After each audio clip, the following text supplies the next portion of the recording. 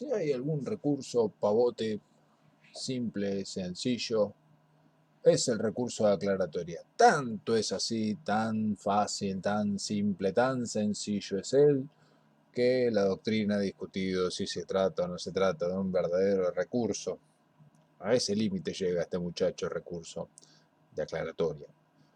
El primer problema con el que nos encontramos es que si nos fijamos el capítulo de los recursos, arranca en el artículo 238 y se termina en el artículo 303, básicamente.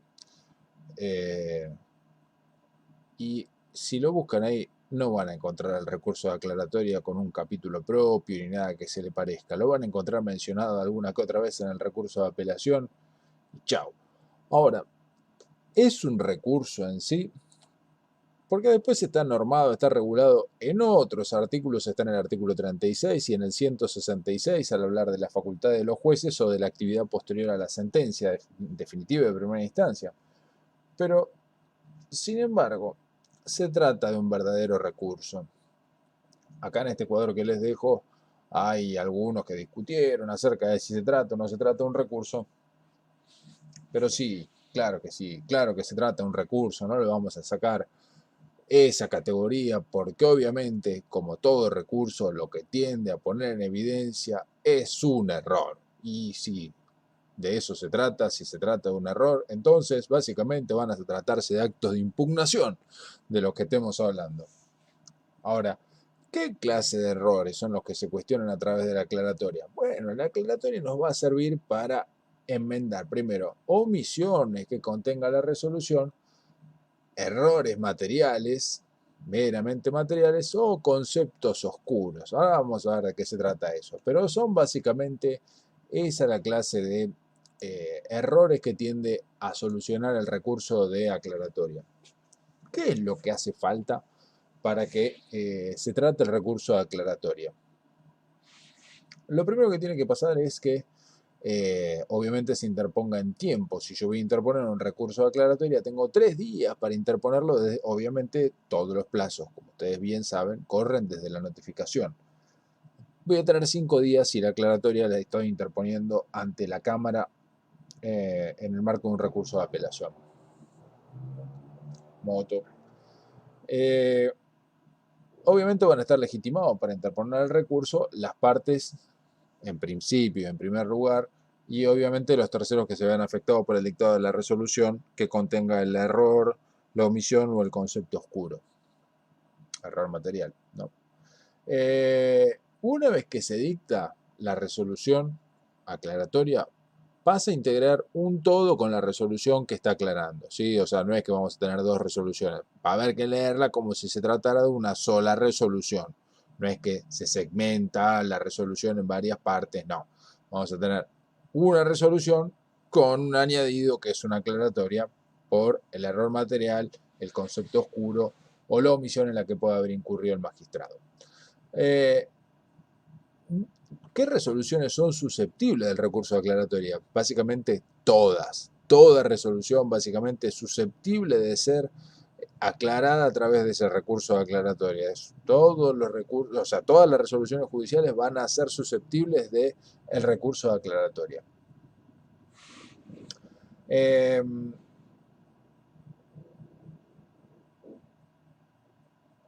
Lo que tenemos que tener en cuenta es, segundo, que el recurso de aclaratoria siempre lo va a resolver el mismo tribunal, el mismo órgano que dictó la resolución que se está pidiendo aclarar. Entonces yo no le puedo pedir a un magistrado de una instancia distinta o a otro magistrado que aclare lo que quiso decir otro, que aclare el concepto oscuro de otro, que supla las omisiones o que corrija los errores materiales del otro.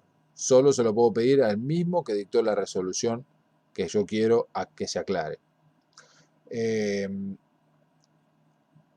La interposición hay que hacerla junto con la fundamentación, esto es, se interpone el recurso de aclaratoria y se dice cuáles son los errores en los que se incurrió, esto es, cuáles son los errores materiales, las omisiones o los conceptos oscuros. Y además de eso, lo que tenemos que tener en cuenta es que la aclaratoria se va a resolver sin sustanciación, no se corre traslado del recurso de aclaratoria, ¿sí? O sea, se interpone y se funda en el mismo acto y directamente se resuelve. No hay sustanciación, no hay ningún traslado antes de resolver la aclaratoria. Ahora, ¿cuáles son estos motivos? Bueno, los motivos por los cuales procede la aclaratoria son, en primer lugar, los errores materiales. Esos errores materiales no pueden ser conceptuales, no pueden ser intelectuales, no tienen que ser una cuestión de interpretación acerca del alcance de lo que el juez quiso decir. Esto es, yo no le puedo manifestar al juez que esté equivocado en cuanto a la jurisprudencia que está aplicando porque es aplicable otra distinta. No, nada de todo eso es materia del recurso aclaratorio porque yo lo que estoy tratando de hacer de esa forma es modificando el alcance de la resolución. Y lo que yo no puedo hacer de ninguna manera es lograr eso. Esto es, yo no puedo alterar lo sustancial de la resolución. No puedo alterarlo en cuanto a los conceptos, a lo intelectual de la resolución. Nada de todo eso se puede modificar. Los errores materiales que se pueden modificar son errores en los nombres, errores en las calles, errores en cuanto al objeto exacto que se está reclamando, porque hay un error en la traslación de los datos de los escritos constitutivos, de la prueba a la resolución. Pero tiene que ser evidente que se trata de un error material y no necesitar de un proceso deductivo o hermenéutico de interpretación para lograr determinar que estamos frente a un error material. Si todo eso no sucede, o sea, si tenemos que realizar una actividad de análisis profundo para determinar la existencia de un error material, entonces ya estamos fuera del marco de la aclaratoria. La aclaratoria tiene que ser algo que aparezca evidente, ostensible. Está clarísimo que es un error material y que acá hubo un error cuando se transcribió un dato y no otra cosa. Porque entonces ahí van a tener que acudir a otra clase de recurso como el de apelación, por ejemplo. Los conceptos oscuros. O sea, el recurso aclaratorio también nos va a servir para cuestionar los conceptos oscuros que ésta contenga. Tienen que ser deficiencias puramente lexicográficas, idiomáticas o terminológicas. Elementalmente quiere decir que no se entiende la resolución. Entonces hay ciertos párrafos, pasajes de la resolución que no se logran comprender con naturalidad, no se logran comprender claramente, porque la resolución quizás tenga una redacción rebuscada, enrevesada, compleja, o quizás perdió el hilo de lo que estaba diciendo y se perdió. Entonces, en esos casos, en esos supuestos, puede pedirse que se aclare cuál es el alcance de la resolución. Obviamente, y nuevamente, esto es sin alterar lo sustancial del fallo. También vamos a encontrar que el recurso de aclaratoria va a servir o va a ser útil para subsanar omisiones en las que se pueda haber incurrido. Esto es, si se requirió algo, se solicitó, se peticionó algo en la demanda, la contestación o en cualquier escrito, y esa cuestión fue omitida, no fue tratada alguna de esas cuestiones, entonces el recurso declaratorio también va a servir para que se le dé curso a esa cuestión que fue soslayada, que fue omitida por el juez. Y hasta acá llegamos con el recurso declaratorio.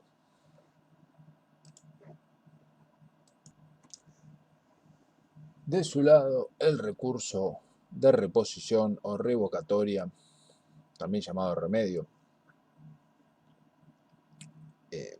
porque lo resuelve el mismo juez, es el que se dirige contra las providencias simples que causen gravamen irreparable o no, o sea, que ese gravamen irreparable, que ese gravamen que causa puede no ser irreparable. Ahora vamos a ver de qué se trata. Para que el mismo juez, básicamente, que dictó la resolución recurrida, la revoque o modifique por contrario imperio. Esto es, el juez tiene tanta potestad para dictar la resolución como para dejarla sin efecto en el caso de las providencias simples. ¿Sí? Ese contrario imperio para revocar una resolución que él mismo dictó la tiene solo en el caso de las providencias simples y no para las demás. ¿Contra qué clase de resoluciones procede el recurso de revocatoria? A diferencia del de aclaratoria que procede contra todo, el de revocatoria solo procede contra las providencias simples que causen gravamen irreparable o no. Esto es, el recurso de revocatoria, como todo recurso, necesita la existencia de agravio o gravamen. ¿Sí? Y esto lo digo con relación a la redacción del artículo 238 que puede llevar a alguna confusión. Siempre tiene que haber agravio o gravamen. En el caso de la revocatoria, ese agravio puede ser de dos clases. Puede ser de carácter reparable o de carácter irreparable. ¿Qué quiere decir que sea irreparable? Quiere decir que ni con el dictado de la sentencia definitiva se puede subsanar el defecto o el perjuicio o agravio o gravamen que causa el dictado de esa resolución. Por ejemplo, si se pide que se declare la recepción de la causa prueba y el juez declara la cuestión como de puro derecho, el efecto que está causando es que me está dejando sin prueba. Y si, llegado el momento del dictado de la sentencia, el juez podría rechazar la demanda por la inexistencia de esa prueba que yo le pedí que decretara. Entonces, si yo pido la declaración, la apertura de la causa prueba y el juez declara la cuestión como de puro derecho, esa resolución es recurrible y causa un gravamen, pero de tipo este gravamen es irreparable, porque ni con el dictado de la sentencia definitiva se va a poder reparar, enmendar ese error. ¿Cuál es el plazo que tenemos para interponerlo? Lo tenemos que hacer dentro de los 3 días de notificada la resolución que se pretende recurrir por vía de revocatoria. Y al momento de la interposición también debemos fundarlo. No solo se puede interponer, sino que el recurso de revocatoria debe ser interpuesto y fundado. Una aclaración importante es respecto de si corresponde o no corresponde el traslado, si corresponde o no corresponde la sustanciación del recurso de revocatoria. Vamos a ver que esto va a variar. El artículo 240 va a establecer que la resolución, del recurso de revocatoria corresponderá conferir traslado a la parte contraria siempre que la resolución haya sido dictada a pedido de la parte contraria que plantea la revocatoria. Ahora, no corresponderá la sustanciación del recurso de revocatoria cuando la resolución haya sido dictada de oficio o a pedido de la propia parte que está planteando la revocatoria. Ahora, acá vemos este tema de la sustanciación de la revocatoria y vemos que cuando la resolución es a pedido de la parte contraria de la que plantea la revocatoria, este es el tema, nos vamos a encontrar con esta secuencia en la cual vamos a tener esta aplicación en este cuadro muy bien diagramado, en el cual tenemos al juez en el centro, a quien pidió la resolución llamado como impugnado y a quien plantea la revocatoria como impugnante. Y vamos a ver que se sigue esta secuencia. En primer lugar, vamos a tener al impugnado que solicita la providencia, ¿sí? No importa lo que sea que esté pidiendo.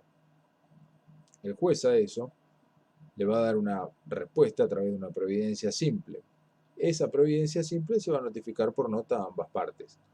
Ahora, a partir de ese momento, a partir del momento de la notificación automática, comienza a correr un plazo de 3 días para la interposición del recurso de revocatoria. Y acá, como se ve, vamos a tener, por un lado, la impugnación realizada por el impugnante respecto de un pedido realizado por el impugnado. Esto es, acá es donde se pone en evidencia esto de que la revocatoria está planteada por la parte contraria a la que pidió el dictado de la resolución que se está pidiendo revocar por contrario imperio.